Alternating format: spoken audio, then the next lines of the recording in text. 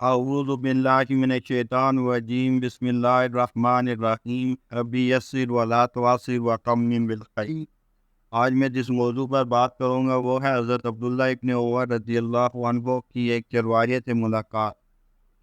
حضرت نافع رحمہ اللہ فرماتے ہیں کہ ایک دفعہ حضرت عبداللہ ابن عمر رضی اللہ عنہ مدینہ طیبہ کے نواح میں نکلے۔ آپ کے ساتھ آپ کے شاگرد بھی تھے۔ کھانے کا وقت ہوا تو شاگردوں نے کھانے کے لیے دسترخوان بچھایا۔ اتنے میں پاس سے ایک چرواہا گزرا اور اس نے سلام کیا۔ حضرت عبداللہ بن عمر رضی اللہ عنہ نے فرمایا، آؤ بھائی تم بھی کھانے میں شریک ہو جاؤ۔ اس نے کہا میرا تو روزہ ہے۔ حضرت عبداللہ بن عمر رضی اللہ عنہ نے فرمایا، کیا تم اس قدر شدید ترین گرمی کے دن میں روزہ رکھے ہوئے ہو اور اس حالت میں بھی بکریاں چرا رہے ہو؟ اس نے کہا، باخدا میں ان ایام خالیہ سے حصہ وصول کر رہا ہوں۔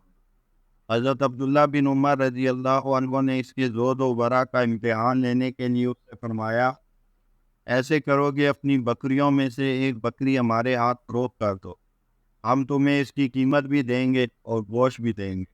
گوشت سے تم روزہ افطار کرنا۔ اس چرواہے نے عرض کیا کہ ان بکریوں میں سے کوئی بکری بھی میری نہیں ہے، بلکہ سب بکریاں میرے آقا کی ہیں۔ حضرت عبداللہ بن عمر رضی اللہ عنہ نے اس سے فرمایا کہ تمہارے آقا کو ایک بکری نہ ملی تو وہ تمہارا کیا بگاڑنے کا؟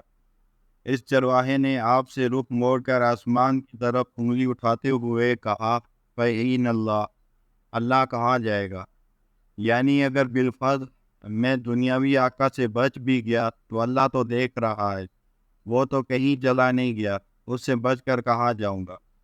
حضرت نافع رحمہ اللہ فرماتے ہیں کہ چرواہے کی بات سن کر حضرت عبداللہ بن عمر رضی اللہ عنہ پر ایک عجیب سی کیفیت طاری ہو گئی، اور آپ بار بار چرواہے کی بات کرتے رہے کہ دیکھو چرواہا کہہ رہا ہے، فَإِنَّ اللہ، اللہ کہاں جائے گا؟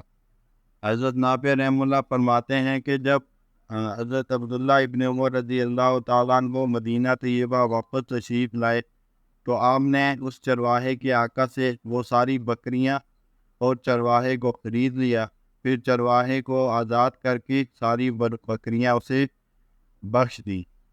وآخر دعوانا الحمد للہ رب العالمین۔